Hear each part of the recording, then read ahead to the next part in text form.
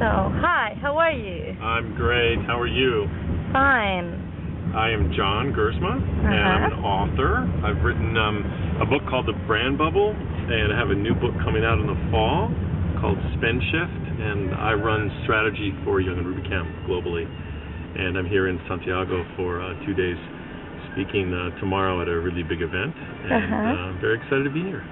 So tell me about what you present in your new book. What is your thinking about it? Well, you know, what we did is we looked at life after the recession through the lens of consumerism, and we wanted to understand how the consumers changed as a result of the crisis of sort of 2007 and 2008 and 2009. It was a very profound crisis, at least in America.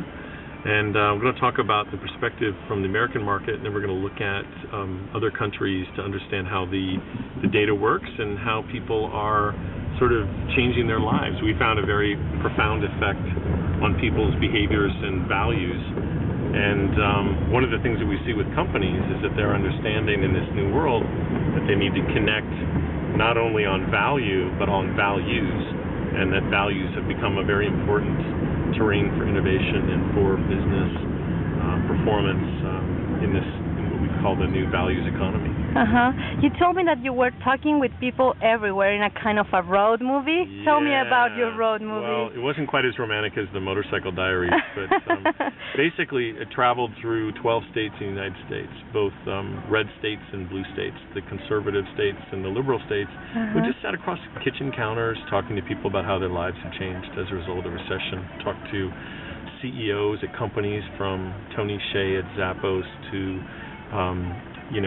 Rob Kalin at Etsy, and just really got a great perspective on how people were thinking about life after the recession. And we found some really interesting things, a return to spirituality, a reliance on faith, also a desire for what we call a more liquid life, which is a life less encumbered by spending money that you don't have, and having too much stuff, and instead an emphasis on sort of more adaptability and being more nimble and being more able to adjust to unpredictable circumstances.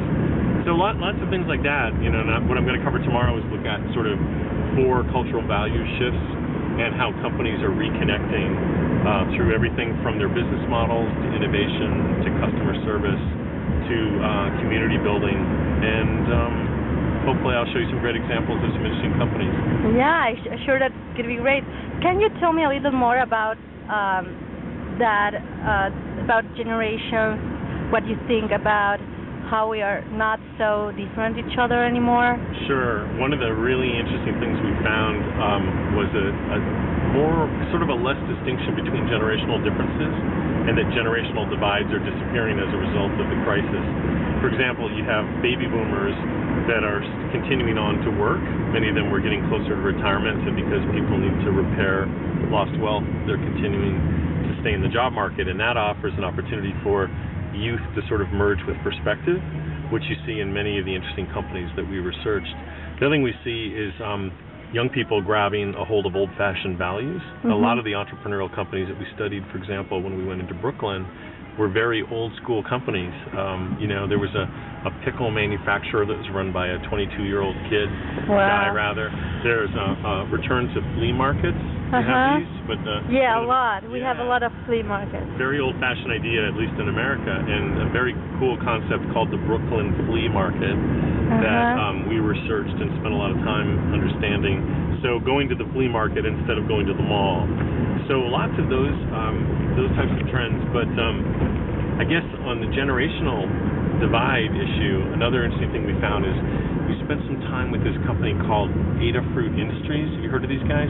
No. They're based in New York. It's ADAFRUIT, and they are using the Arduino software for amateur electronics, enthusiasts. So you can make everything from a guitar amplifier to a stereo system to a rocket that goes up into the air like little kids used to have. And what happened is that they've created this sort of hacker meetup group where these young tech enthusiasts, these electronic enthusiasts, are actually getting advice from these retired engineers from Boeing and from NASA. And so in the book, one of the things we do is we spend a lot of time with this community, understanding that. So whether it's through that or through some of the other social media outlets like Groupon or Meetup.com, we find some really interesting interplay between sort of the old and the young, suggesting that maybe these stark generational differences aren't nearly as distinct as we once thought. So finally, a lot of things that are happening are about sharing and conversation. Absolutely. So, I mean, business models that are socially based. We look at Groupon, which is a really interesting company that allows you to pool your resources together and in the process actually lower the prices on goods and services. So the more people that join the group on a given deal, the lower the price gets for those people. Social media models like Recycle Bank, we spent some time understanding those guys, which is frequent flyer miles for recycling. That has a community aspect to it. I mean, I think essentially every company has to understand clearly their social media, social marketing opportunities, but I'd say it's not nearly just about using the tools, it's about understanding social as a business model in your company. How do you connect in a way that not only excites your customers and your potential customers, but how do you build a community among your stakeholders, from your employees to your shareholders to your supply chain partners. So the social aspect is very important. We spent time talking with Scott Monty from Ford about how he's using Twitter and Foursquare and SlideShare to build a community of enthusiasts around sort of the Ford marketing program. So exciting stuff. I'm very optimistic about a lot of the things that are out there, and hopefully the crowd will be when we talk about this tomorrow. So thank you about this sharing and this conversation, and I apologize about my studio. Your studio is brilliant. Yeah. I love it. You like it? The few things that you see about Santiago, I mean, was really... You're giving me a beautiful 1-hour tour through Santiago, and I really appreciate it. Okay, perfect. Welcome to Chile, so... Okay. Ciao. Ciao.